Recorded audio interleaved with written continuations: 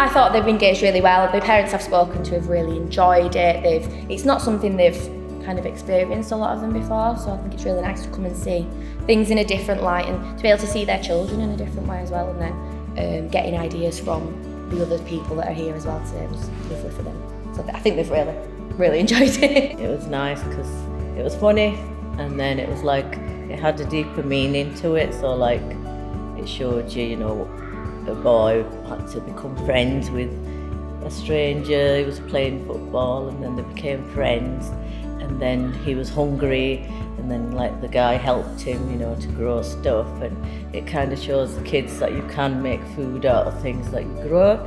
So it was like quite educational, I think, and it was funny as well, so I really enjoyed it. Yeah. So it made me think about most people that come from outside the UK, and then you come to the UK, you feel really isolated because you feel different and you maybe don't know how to speak the language. It's difficult to interact with people and things like that. So it's easy to just assume that you don't know people or people are not willing to help you, and you might not have access to information that otherwise you should have access to, just because there's not that interaction with your neighbors, with your community as a whole. I haven't been in Bradford, or in this Bradford generally.